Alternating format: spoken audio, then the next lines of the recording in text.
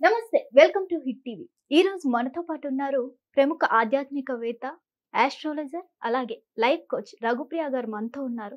వారితో మాట్లాడి మరిన్ని కొత్త కొత్త విషయాలు తెలుసుకునే ప్రయత్నం చేద్దాం. నమస్తే మేడం. నమస్తే. ఎలా ఉన్నారు? ఫైన్, సూపర్ రా. చూస్తే అర్థమైంది. థ్యాంక్ ఇప్పుడు యూ మా. ఆషాఢ మాసంలో కొత్త నవదంపతులకి ఆ. దూరంగా ఉండమంటారు కదా, అసలు ఎందుకు? కరెక్టే. ఈ మాసంలో కరెక్ట్ గా తెలుసుకోవాల్సిన విషయమే. ఆ, అయితే ఏంటంటే మనకి శాస్త్రపరంగా, ఆధ్యాత్మిక పరంగా, ఉమ్, ఆరోగ్యపరంగా కూడా ఏ అంశాన్నైనా మనం 3 రకాలుగా తెలుసుకుందాము. ఉమ్, అయితే ఆషాఢ మాసము అని అంటే మన తెలుగు సంవత్సరాలలో ఉమ్, ఒక్కొక్క సంవత్సరానికి ఒక్కొక్క పేరు ఉంటుంది. అవును. అంటే నక్షత్రాలతో చంద్రుడు ఉన్న సమయానికి ఉమ్, ఆ మాసం పేరు వస్తుంది. చిత్తా నక్షత్రంలో ఉంటే చైత్ర మాసం అని, ఉమ్, చంద్రుడు ఏ నక్షత్రాన్ని మీద ఉంటే ఆ నక్షత్రానికి ఆ మాసానికి ఆ పేరు వస్తుంది. ఇప్పుడు చంద్రుడు మనకి ఉత్తరాషాఢ పూర్వాషాఢ నక్షత్రం మీద ఉన్నాడు కాబట్టి ఆషాఢ మాసం వచ్చింది. అది ఈ ఆషాఢ మాసంలో ప్రతిదీ నిషిద్ధం, అంటే శుభకార్యాలకు నిషిద్ధము. ఉమ్, ఎందుకంటే ఈ సమయంలో దేవతలు, ఉమ్, అందున మరీ ముఖ్యంగా విష్ణుమూర్తి శయన సమయం అన్నమాట. 4 నెలల పాటు ఆయన నిద్రించే సమయము. దేవీ దేవతలకు కూడా విశ్రాంతి సమయము. ఉమ్, అందుకని మనము ఏ పుణ్యకార్యాలు ఈ సమయంలో చేయము. ఈ మాసానికి దేనికోసం ప్రతీక అంటే, ఇప్పుడు యజ్ఞాలు చేయాలంటే దేవతలు ఉండాలి. అవును. సో దేవతలు విశ్రాంతి సమయంలో మనం వాళ్ళని ఆహ్వానించలేం కాబట్టి ఈ సమయంలో ఓన్లీ ధ్యానము, తపస్సు, నిష్ఠ, ఇలాంటి వాటి మీద వ్రతాలు, ఇలాంటి వాటి మీద మనకి అంటే పుణ్యకార్యాల మీద ఎక్కువగా పెడతామన్నమాట. దాన ధర్మాలు, పితృ సంబంధించిన దాన ధర్మాలు చేస్తుంటాము. అందుకని ఇది పితృకు సంబంధించినవే కాబట్టి ఈ సమయంలో మనము వివాహాలు కానీ, గృహప్రవేశాలు కానీ, ఇలా ఏ శుభకార్యము చెయ్యమన్నమాట. అయితే దీంతో పాటు ఇప్పుడు మన ప్రశ్న ఏంటంటే కనుక, కొత్త దంపతులను ఈ సమయంలో దూరంగా ఉంచుతారు అంటారు. అవును. అయితే ఎందుకు అంటే ముందుగా ఈ శుభకార్యం జరిగిన అంటే జ్యేష్ఠ మాసంలోనూ 2 నెలల ముందో పెళ్ళిళ్ళు అయిన వాళ్ళు ఈ సమయంలో కలిసి ఉండరాదు అనేది ఆచారపరంగా ఒకటైతే కనుక, ఆధ్యాత్మిక పరంగా ఏంటంటే కనుక ఈ కొత్త దంపతులు మరి సత్యనారాయణ వ్రతం చేసుకుంటూ ఉండాలి, ఇంట్లో శుభకార్యాలు చేస్తూ ఉండాలి. కాబట్టి ఇద్దరు ఒక చోట ఉండి ఈ కార్యక్రమాలు చేయకూడదు. అందున భార్యాభర్తలిద్దరూ కొత్త దంపతులు కలవకూడదు. ఎందుకు కలవకూడదు అంటే, కలిసే సమయంలో గర్భధారణ జరిగితే కనుక అది అమ్మాయికి ఇబ్బందులు సూచిస్తుంది. ఎందుకంటే ఇది పిత్త సమయము అంటే చలి ఎక్కువగా ఉండేది. అంటే సంధి సమయము, అంటే సగం వేసంకాలము, సగం వర్షాకాలము. జూన్కి జూలైకి మధ్యలో వస్తుంటుంది మనకి ఎప్పుడు ఆషాఢ మాసం అనమాట.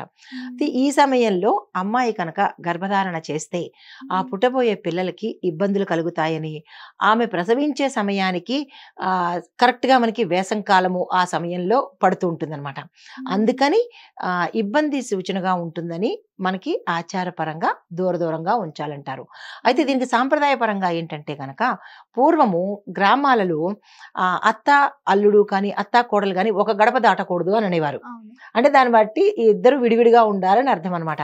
ఇప్పటికీ నడుస్తుంది కొన్ని దగ్గర. అది ఆచారమే కానీ సంప్రదాయ రీత్యా అంటే శాస్త్రంలో అయితే చెప్పబడలేదు. ఇద్దరు ఒకే చోట ఉండొచ్చు కానీ ఆచారాన్ని బట్టి మనం అది ఇప్పటికీ పాటిస్తూ ఉన్నాం. దానిలో మనకి ఆంతర్యం ఉంది కాబట్టి, హెల్త్ పరంగా ఉంది. తరువాత మనకి ఫ్యూచర్ జనరేషన్ రావడానికి అది ఒక నిషిద్ధంగా ఉంది కాబట్టి దాన్ని మనం ఇప్పటికీ పాటిస్తున్నాము. పూర్వకాలంలో ఇంట్లో అందరూ పని చేసుకునేవాళ్ళు. ప్రతి కొత్తగా వచ్చిన కోడలు కానీ, అల్లుళ్ళు కానీ, కుటుంబంలో అందరూ పనులు చేసుకునేవాళ్ళు.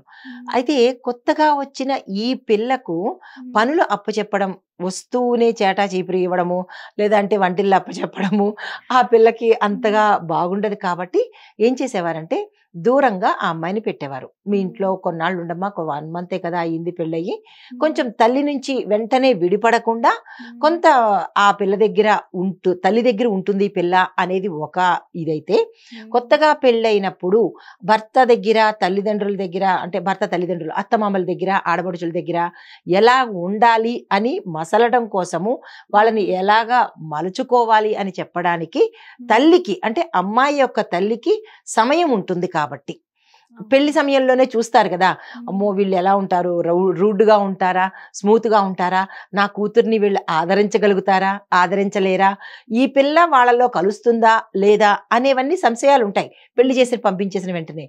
దానికోసం అనేది ఆల్రెడీ వాళ్ళు గమనించుకుని ఉంటారు కదా, పిల్ల వియ్యం అత్తమామలు వాళ్ళతో ఎలా మెలగాలి అనేది. అప్పుడు తల్లికి కొంత సమయం ఉంటుంది, ఈ నెల రోజుల పాటు తల్లి చెప్తూ ఉంటుంది అనమాట, అమ్మ నువ్వు వాళ్ళతో ఇలా ఉండాలి, అత్తతో ఇలా ఉండాలి, మామగారితో ఇలా ఉండాలి, వచ్చిన బంధువుల్ని ఆదరించాలి అని ఈ మంచి శుద్ధులు మంచి బుద్ధులు చెప్తుంది అని ఒక సంప్రదాయ పరంగా. అయితే మరొక పరంగా ఏంటంటే కనుక ఈ పిల్లకి అత్తమామ దగ్గరికి వచ్చి పెళ్ళై వచ్చిన కొత్తల్లోనే మళ్ళా పుట్టింటికి వెళ్ళేటప్పటికి ఈ అత్తగారి మీద మమకారం పెరుగుతుంది. నా అత్త ఎప్పుడైతే ఆడపిల్లకి తాళి పడిందో, నా అత్త, నా భర్త, నా ఆడబడుచు, ఆ నా అనే శబ్దం వెంటనే మారిపోతుంది. మరి అది అసలు ఏ విచిత్రమో తెలియదు కానీ అమ్మ వాళ్ళకన్నా అత్త వాళ్ళ ఇల్లు అంటే చాలా ప్రీతి అయిపోతుంది. అమ్మో మా వారు ఏం చేస్తున్నారో, మా అత్తమ్మ ఏం చేస్తుందో అన్న లెక్కలో వెళ్ళిపోతారు. అంటే ఆ బాండింగు ఆ ప్రేమ కలగాలని మనం ఈ ఆచారాన్ని పెట్టామన్నమాట. అంటే ఇందులో ఇంత అంతరార్థం ఉంది. దీంతో పాటు ఆధ్యాత్మిక దృష్టిగా చూసినట్టయితే, ఇది మన సామాజిక పరంగా, ఆధ్యాత్మికంగా చూసినట్టయితే కనుక ఈ సమయంలో చాతుర్మాస దీక్ష పట్టుకుంటారు. ఎప్పుడైతే విష్ణుమూర్తి శయనంలోకి వెళ్ళిపోతాడో, ఈ చాతుర్మాస దీక్ష పెట్టినప్పుడు ఎక్కువగా ఉపవాసాలకి, తర్వాత శాంతిగా ఉండడానికి తెల్లని వస్త్రధారణ, పసుపు రంగు వస్త్రధారణ, ఇలాగ శాంతికి సంబంధించి కూల్గా ఉండేందుకు పనికొచ్చే ఈ దినాలు కాబట్టి ఈ ఇరు పక్షాల వారు ఈ ప్రయత్నంలో ఉంటారని దైవపరంగా అంటే ఆధ్యాత్మిక పరంగా ఇది ఒక రకమైనది. అయితే గృహస్థులు కూడా, కొత్తగా పెళ్ళైన వాళ్ళు కూడా దైవం వైపు ఆధ్యాత్మికం వైపు మళ్ళాలి అన్న ఒక అంతరార్థం కూడా ఈ ఆషాఢ మాసంలో ఉంది. అది ఈ ఆషాఢ మాసంలో చేయవలసిన పనులు ఏంటంటే కనుక తెల్లవారుజామునే లేవడము, విష్ణు సహస్రనామ పారాయణ ఎక్కువగా చేయాలి. విష్ణువుకు సంబంధించినటువంటి స్తోత్రాలు కానీ, ఆలయ దర్శనాలు కానీ ఇలాంటివి ఎక్కువగా చేస్తూ ఉంటారనమాట. దీంతో పాటు దీక్షలు తీసుకోవాలి. దీక్షలు తీసుకోవాలని రూల్ ఏం లేదు, అందరూను తీసుకునే వాళ్ళకి ఇది అనువైన సమయం అన్నమాట. సో ఇది మనకి ఆధ్యాత్మిక పరంగా ఈ రగా. అయితే ఈ ఆషాఢ మాసంలో ఆడవాళ్ళకి ప్రత్యేకంగా ఏం చేయాలి అన్న సందేహం రావచ్చు. ఏం చేయాలంటే వ్రతాలు చేసుకునే వాళ్ళకి నైవేద్యాలు తయారు చేసి పెట్టడము, తర్వాత ఆషాఢ శుక్ల ఏకాదశి రోజు మనకి ఆ సమయంలో పూజకు సంబంధించిన పనులు చేసుకోవడము. దీంతో పాటు మనకి ఆండాళ్ళమ్మని ఎక్కువగా మనం పూజ చేస్తాము. గోదాదేవి ఐడియా ఉంది కదా, గోదాదేవి అయ్యవారిని ఈ సమయంలో ప్రసన్నం చేసుకుని, అప్పుడు మనకి గుర్తుందా పాసురాలు చదివేటప్పుడు ఆ సమయంలో వివాహం చేసుకుని ఆ తల్లి ఈ సమయంలో ఎక్కువగా అమ్మవారిని అయ్యవారిని పూజిస్తూ ఉంటుందని, మనం కూడా ఆవిడ బాటే పట్టేటట్టుగా మనం పూజలు వ్రతాలు చేసుకుంటాము. అయితే దీంతో పాటు ఈ సమయంలో ఈ ఆషాఢ మాసంలో సత్ప్రవర్తన కలిగి ఉండాలి, మాంసాహారం నిషేధించాలి, తరువాత బ్రహ్మచర్యము సాధ్యమైనంత వరకు పాటించాలి. అంటే కొత్త దంపతులకి, పాత వాళ్ళకి అక్కర్లేదు. అయితే సాధ్యమైనంత వరకు బ్రహ్మచర్యం పాటిస్తూ ఉండాలి. అనృతాలు అంటే అబద్ధాలు ఎక్కువగా ఆడకుండా ఉండాలి. పవిత్రతకు ప్రాధాన్యత ఎక్కువగా ఇవ్వాలి. దీంతో పాటు ఎక్కువగా పట్టు వస్త్రాలు అంటే మరీ పట్టు అక్కర్లేదు కానీ మగవాళ్ళైతే పురుషులు ధోతీలు, పట్టు పంచెలు ధరించాలి. స్త్రీలైతే ఎక్కువగా చీరలు ధరించే ప్రయత్నం చేసుకోవాలి. దీంతో పాటుగా చేతి నిండా గాజులు ఉండే ప్రయత్నం చేయాలన్నమాట. ఇవి అంటే కొత్త కోడలు కానీ ఈ ఆడవాళ్ళు కానీ ఆషాఢ మాసంలో చేయవలసిన పనులు, నియమ నిబంధనలు అనమాట. చాలా చక్కగా వివరించారు.